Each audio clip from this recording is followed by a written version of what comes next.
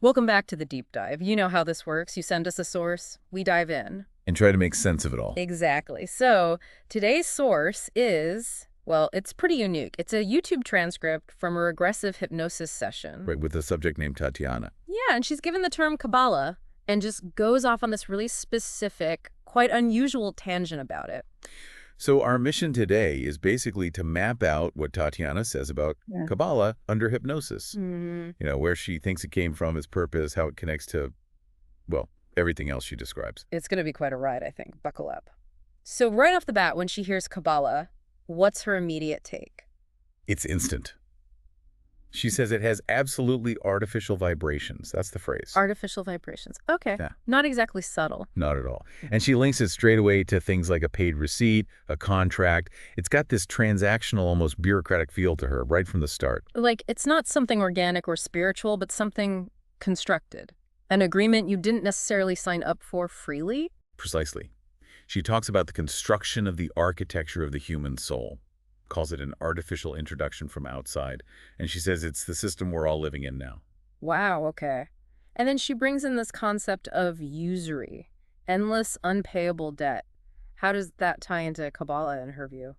Well, it seems foundational for her. Like Yeah. this whole artificial system, this Kabbalistic framework she perceives, is built on this principle of perpetual debt, an energy drain, maybe someone always owed. So less spiritual path, more energetic obligation or imbalance. That's the feeling, yeah. It's immediately framed as obligation, maybe even exploitation, rather than, say, enlightenment. And it's not static, right? She mentions reprogramming. Constant reprogramming, she says, of both physical and energetic programs that were artificially created, like reality software is always being updated or Mhm. maybe patched to keep us in line. And she gives a time frame for when the system really kicked in. Yeah, quite specific dates, actually. She says it became fully functional about 26 years ago, so around, what, 1999? But she also mentions a potential switch-on date, maybe earlier, like 1993 to 1995. That's relatively recent history. Why those dates, do you think? Does she connect it to anything specific happening then? She doesn't explicitly say why those dates in the transcript, but it definitely makes you wonder, what global shifts or technological leaps happened around the mid to late 90s that might resonate with this idea of an artificial system fully activating. Food for thought for the listeners, maybe. And she describes the structure, something about a boat. Yeah, she says it mirrors the Earth's original form, but outside what she calls the free dome, like a little boat. Little boat, okay. And it's multidimensional, involving triangles, squares, circles, Mm. very geometric. And she even pinpoints locations for its implementations. These implementations, where? Two underground, one slightly above the sun, and others on the Earth's surface. It's a very detailed mental map she's laying out. That's quite a visual. Triangles, squares, circles, those are fundamental symbols in lots of systems, aren't they? Absolutely. They often represent core principles, interconnectedness. Her using them suggests a deeply structured reality, maybe layered, with influence points, both within our usual perception and outside it. Okay, so let's shift to where she thinks this all came from, the origins of Kabbalah, as she sees it. Right. So what people generally understand as Kabbalah, she mentions the Torah, this book that's constantly added to, she says, that was brought here around 7,800 years ago. No earlier, no later. 7,800 years. Wow, okay, that's significantly different from the standard historical understanding. Massively different. Mainstream scholarship usually traces Kabbalah developing much later within Jewish mysticism over the last couple of millennia. So she's pushing it way, way back, an external introduction long before its known historical roots. Exactly. And then she gets into the hardware, so to speak. 24 generators. Generators, what are they? Disguised as stones, apparently, and at very specific locations. 2 underground, 1 above the sun. Sound familiar? Yeah, matches the implementation she mentioned earlier. Right. Then 8 on the Earth's occupied surface, acting as power structures or amplifiers, and another 10 similar structures above the dome, connected to the ones below. It's a whole network. An engineered network designed to, what, exert influence. That seems to be the implication. Directing energy, maybe controlling consciousness on multiple levels, given the locations both on Earth and above the dome. And it gets more intense. Psychogenerators, influencing with radiation, connected by giant pipes. Huge pipes, yeah, wider than metro tunnels, she says, with 8 output openings going to Earth. And she explicitly compares these openings to CERN. CERN. Why CERN? What's the connection there in her mind? Well, CERN deals with immense energy, fundamental particles, things largely unseen but powerful. So maybe her subconscious is using it as an analogy for the kind of power and hidden influence she feels these psychogenerators wield over our reality or consciousness. And the core idea, tying it back to the Kabbalistic teachings. Is that those teachings, the writings, they actually condition us. They set the architecture of our souls according to these generators. So the texts aren't about enlightenment, they're programming guides to align us with this external control system. That's the radical reinterpretation she presents, yeah. Yeah. Not a path to God, but a mechanism for shaping human souls from the outside, molding our soul architecture, as she puts it. Okay, so who built this system, according to Tatiana, and why? She says it was created by those who captured us. Captured us. Yeah. For easy management, basically, to influence our physical bodies and our souls. And this connection between the structures under the dome and over the dome allows them to send signals, maintain control. An external captor maintaining a comprehensive control grid. And does this explain, she mentioned systems like astrology and numerology. Yes, exactly.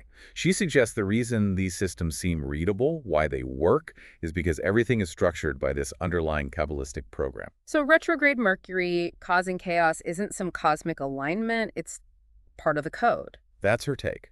These systems become like interfaces for the artificial program, their predictability stemming from the code itself, not from natural laws. And the ultimate goal of this whole structure. To transfer everyone to an artificial digital world. Yeah. To digitize the soul. Digitize the soul. That's quite an endgame. Yeah. She sees Kabbalah itself as this constantly updated digital program receiving inputs, injections, she calls them all, aimed at making our natural system totally artificially controllable. It's not about organic growth or divine will. It's about imposing artificial order. Which lines up with some modern anxieties about technology and consciousness, doesn't it? Transhumanism, virtual reality. Absolutely. The idea of digitizing consciousness, Yeah. shifting from organic to synthetic existence, Mhm. it raises huge questions, philosophically, ethically, spiritually. Let's dig a bit deeper into how she views the nature of this Kabbalah system itself. She mentioned self-tuning. Right. She says it's in a state of total self-tuning, about 80% operating on the etheric plane, constantly correcting itself. The etheric plane. And it's specifically for humans. Yes, explicitly for humans, not animals, which suggests it's tailored to human consciousness, maybe our biology or energy fields. This self-tuning idea implies it's adaptive, maintaining control within the human sphere. And here's a massive claim. She says all religions, Gnosticism, Theosophy, they're all derivatives of Kabbalah. Yeah, that's a big one. She sees them as design distractions, pulling us away from the natural world, offering just crumbs of knowledge to keep the main system tuned. Even the concept of one God. Originates from this system, she claims, to channel belief, perhaps. It challenges basically the entire history of independent religious thought. So in her view, these diverse spiritual paths are actually manipulated narratives reinforcing this one underlying framework. That's the picture she paints. And it doesn't stop at religion. Right. She said politics, medicine, education, they're all built on it too, mirroring each other. Yes, a comprehensive, all-encompassing system. She sees Earth and our bodies as naturally corresponding, but they're being finally rebuilt under this artificial system now. Yeah. A total transformation. Who holds the real knowledge then, if not, say, rabbis or people studying it openly? She refers to higher structures. They have the real understanding, she believes. Rabbis or the general Jewish population, according to her, are given bits of info to sort of seed into the etheric plane. Okay. And she loops back to that 1993, 1995 timeframe, again, for the final switching on, the total digitalization process starting. Yeah, reinforcing that period as a key activation point, this idea of a hidden elite possessing the real truth while others unknowingly participate is, well, it's a common theme in certain alternative narratives. She also mentioned a really startling figure for the population, only 700 million living people. Right, a drastically smaller number than we assume. And she connects studying Kabbalah sonically in the ether to aligning consciousness with what she calls dried-up genetic material. Dried-up genetics, and her take on the Zohar. She interprets the Zohar as being about human embryogenesis, but also about the genetic imperative being fulfilled, meaning, in her view, there are too many of us now, which justifies the move to digital soul transfer. Which sounds paradoxical, given the low population idea, but okay. It connects to her point about overpopulation being a manufactured narrative, then. Exactly. It highlights this potential deception strategy. Yeah.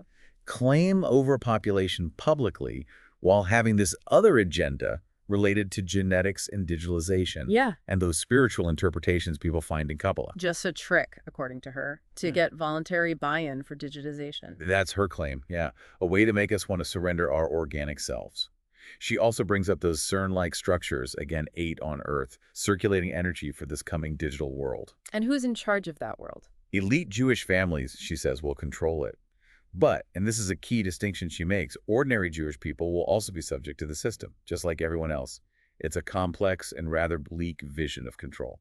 Okay, shifting gears slightly. How does she see the Kabbalistic teachings themselves evolving? She describes the core teaching as actually quite thin, a basic set of rules constantly deciphered and added to, almost like an online forum that never stops. Huh. Not some ancient, immutable wisdom, then. Not in her view. It's presented, she says, as being about unity, finding God, acceptance, being good, not fighting. Standard spiritual fare, almost. Right. But she also says it encourages dismissing any sense of interference or outside influence as just mental illness, pathologizing dissent. Ah, okay. And these rules, framed as love and unity. Or actually prepping us for the artificial, the digital, she argues. They're constantly changing, adapting to keep control. She even contrasts the Old Testament with the New. How so? She reads the Old Testament as basically describing the artificial creation of everything light, the firmament, even an artificial human, artificial genetics, dietary laws, commandments. Whoa, so not divine creation, but artificial construction documented. That's her highly unconventional interpretation, yes. Yeah. It flips the script entirely on those foundational religious narratives. And figures like God, Yahweh. Just archetypes, she claims, heavily fabricated through strong visualization within the system, constructs designed to manage belief. So religious belief itself becomes a function of this control mechanism. Okay, what about magic? She mentioned that earlier. Yeah, she equates what we call magic with what is now studied as the nano world, quantum physics, waves, particles. So advanced science was once innate human ability. That's her idea, a natural capacity we had but lost. And she blames its loss on the installation of generators 11 under the moon, 11 above the moon, in our sublunar system. So technology, or this system, suppressed our inherent magic. That's quite a thought. It is. And she connects this to the Sephirot tree from Kabbalah. How does that fit in? Isn't that usually about divine emanations? Traditionally, yes. But for her, our 3D space appearing flat is the Sephirot tree, and it periodically changes configuration, placing these generators on power spots to vibrate and reprogram us. So the tree of life becomes a control grid schematic? Pretty much. She says Earth has thousands of natural energy points, chakras, but the generators drew all that energy into just 11 points. That's how we lost the magic, became denser. And the quantum transition people talk about. What about? That's just them regulating the power, making us even denser, in her view. So not an evolution, but a tightening of control. And this system overlays us personally, like on our bodies. Yes, she describes channels corresponding to our organs, mirroring the Sephirot tree, but realized as physical pipes, she likens them to fiber optics or wires carrying energy or radiation. A grid overlaid on us on Earth, limiting everything. Exactly. The whole Kabbalah system, left-right pillars, good evil, it mirrors the 7 chakras, she says. The Sephirot themselves are natural laws, but they've been co-opted, adapted to the artificial system. Each one responsible for something specific emotions, whether love but twisted, like a distorted hologram. A very detailed, very encompassing picture of control. What about the main Kabbalistic texts, like the Sefer Zohar? She mentions the Sefer, identifies it as the main holy book, and she claims its most important message, along with the Zohars, is simple. Our time has ended. Our time has ended. Not enlightenment, but the end. The end of human time as we know it, yes. She believes these books were written recently with that specific message, not about becoming divine, but about this transition. And the purpose of spreading that message. To get us to visualize it, to anchor it, make it happen in the ether, to prepare us through beautiful language about karma and acceptance, to voluntarily digitize our souls. So acceptance becomes surrender to the digital future. Okay. Let's contrast that with what she sees as the free human soul. Right. She describes the truly free soul as completely free. No thoughts of negativity, harm, enslavement. Freedom comes through interaction, knowing we're all one. And suffers the unknowable infinite. Yeah, unknowable because we're inherently free and always changing. She mentions a contract that beings needed human genetics for a bit to understand qualities like love. Humans, she says, are infinitely individual, diverse, but fundamentally together. A very different picture from the controlled program state she described earlier. Completely different. It's a vision of inherent freedom, potential, interconnectedness. But then she gets into the captors again. The ones who built the system. Yes. She claims they needed to create their own race using their genetics. She used specific terms. You do. The true, real Jews of 13 tribes involved in a deep state, reincarnating in the same lines. And she explicitly states these are not human. Yeah, human. What are they like? She describes them using Russian terms. Who is Smoba? She says they look human, often very beautiful, variable height, but too well-groomed, like plasticine or plastic, almost like the aesthetic of extreme cosmetic surgery. Avatars they'll control. Okay, that's very specific and potentially inflammatory imagery. And she distinguishes them from ordinary Jewish people. Absolutely. She says ordinary Jewish people have a different origin, Aramaic perhaps, and are actually being used by this system. She even claims they're being led towards their own Holocaust, calling it the paid receipt. Right. It's crucial here, given the sensitivity, to just state clearly that this is Tatiana's claim from the hypnosis session, not an endorsement. Very specific, very charged material. Exactly. We're just reporting the content of the source. Okay. So how does all this connect to the dome concept that comes up in some circles? She sees it all as one integrated system, the dome and the Kabbalistic generators. They're interconnected, she says, via the sun. The sun. How? She describes a central, stationary black sun over Antarctica, or the Arctic. A pipe goes from it down to a generator inside the Earth, controlling our lands. This sun also connects to other spheres or generators, forming the Sephiroth-Klippoth tree structure. Klippoth, the dark side of the Sephiroth. Yes. She places the Klippoth tree above the dome, connected down here by electrowaves and magnetic fields, creating our cell. The whole thing, dome and all, looks like that little boat in 3D. So the dome was built first, then the generators and the Kabbalah system were overlaid. That's her sequence. Dome first, then the control system. And the key element that makes it work, she emphasizes, is that concept of infinite unpayable debt money, banking, laws, war. She sees that as unique to our captured realm. The dome alone wouldn't be enough without that psychological energetic hook. Right, the debt mechanism. So back to that 1993-1995 activation. Why then? What was the trigger? She suggests we were kind of primed for it. Genetics already 80% aligned, she claims. We were already obedient through existing systems. Soviet Union, Roman law, maritime law, she lumps them all under Kabbalah. Banking was set up. Psychologically aligned, mostly. So what made it urgent then? An unexpected boom and awakening, she says. Particularly in older people, 50s, 60s, whose genetics were activating, getting interested in esotericism, which she equates to quantum physics, are lost magic. Ah, so a natural awakening started happening. And they needed to control it, channel it into their system. If you can't beat them, join them, basically. That's when she says all this information flooded in human design, things like that. All artificial Kabbalistic systems, in her view, designed to capture that awakening energy. But she also said we could potentially use these systems. Yeah, use them as weapons, almost. Hmm. To calculate things in advance, understand the programming to maybe navigate it better, or even break it. Using the master's tools, perhaps. Okay. What about that 700 million people claim? How does she explain the discrepancy with, official numbers and the feeling of crowding? She sees only about 700 million living people, Deba. The whole overpopulation narrative, she claims, is pure propaganda, designed to create panic, pressure, scarcity, classic control tactics. But it seems paradoxical. If they want fewer people, why push the too many people idea? Her explanation is that the goal isn't just fewer people, it's about having the right kind of people genetically, pair material, for digitizing their souls into the computer system. Control is the aim. And digital currency fits into this? Yes, Bitcoin, CBDCs, ways to create artificial scarcity and potential hunger. It justifies hardship, pollution, disease, pushing us towards accepting the digital world as a solution. She contrasts this sharply with things like Soviet-era recycling, seeing the current situation as deliberately engineered decline. And this digital world, who runs it? What's it like? Run by psychopaths, she says bluntly.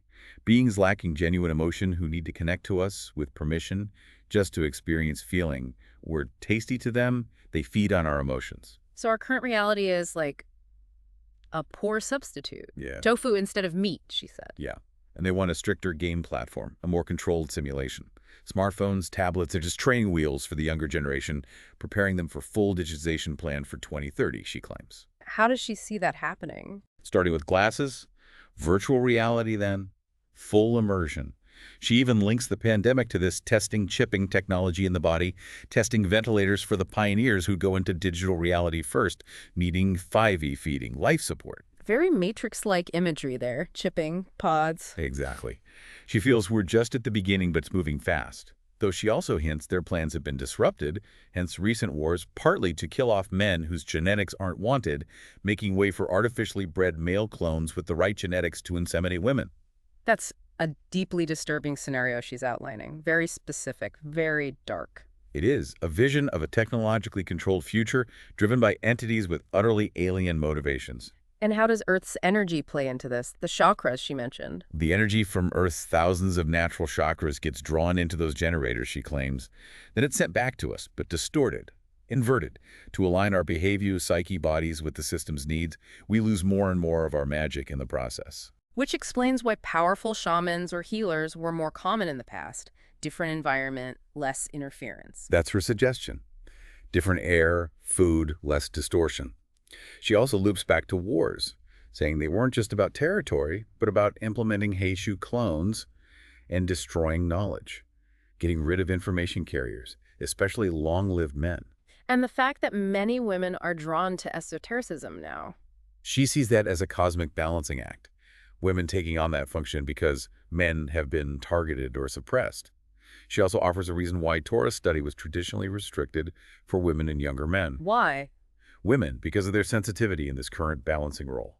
Men under 40, because they need to be focused on procreation, producing children who act like antennas, transmitting the needed visualizations into the ether. It's tied to the genetic imperative of what she calls the Aramaic race, mistakenly called Jewish, to manifest the desired reality. And this connects to why Jewish people might be disliked. Unconsciously, she suggests, people sense that something unnatural is happening, that the natural system is being broken by the implementation of this artificial one, which gets associated with them. Again, very specific and sensitive cultural interpretations. So given all this, what's her advice on using systems like numerology, human design, astrology, if they're part of the control grid? Her advice is nuanced. First, know you are fundamentally free, not bound by any system. Recognize they all stem from one main choa, just divided into subaggressor. Okay. But can we learn from them? Yes. Study them as sources of knowledge about how the system works now, how it worked in the past, how human genetics function within it, but always being aware that they are tools of the system. So a natal chart shows the programmed version of you, not the true you. Exactly. The path of your soul, your heart, that's unpredictable, she insists. Prognostics based on these systems won't work if you're truly living from your authentic self. But they can be good tools for calculating probabilities for people who are operating primarily within the program. So you can use them strategically. Understand the system to potentially break it, expand your own space. Like using the internet, it's their tool, but we use it for our purposes. Using their tools against them, or at least for our own awareness. An interesting take on agency within a controlling structure. Right. It offers a path that isn't just passive victimhood. So finally, what's her outlook? Living under this dome, these generators, is it hopeless? No, not at all, surprisingly. She emphasizes it's not forever. Strong energies are coming in, she feels. Things are changing. They want a static, schematic, but she believes it's impossible to keep us that way. So an awakening is A happening. widespread awakening, yes. She believes they can't stop it. The information is in the ether. People will access it. Yeah. And as they wake up, life will get easier. The world will look different. Their surroundings will change. What about the meaning of life? Was that imposed too? Yes, she thinks the whole struggle for meaning was imposed. The soul just came for pleasure, for the joy of living, despite the challenges. And she believes the whole dome system, Ottawa, will be reformatted. A source, like a baby leaving an incubator. Leaving the incubator, that's a powerful image. So she ends on a hopeful note. Very much so. She says we'll adapt. Everything will be all right. This system will collapse, and our children will see it. Wow. Okay, that was definitely a deep dive, quite a journey through Tatiana's perception of reality. Thank you for navigating that with me. It's certainly a unique and intricate perspective presented in that transcript. Absolutely. And for you, our listener, think about that. A vision of Kabbalah not as ancient mysticism, but as an artificial control system, deeply woven into a reality bounded by a dome, generators aiming for digital souls. Yet, threaded with this idea of inherent freedom and an inevitable awakening. What does it mean to seek authentic knowledge, authentic freedom, within a reality that could be shaped by such forces? What parts of this deep dive resonated? What questions linger about reality, control, and our own boundless potential? Definitely a lot to chew on. Until next time.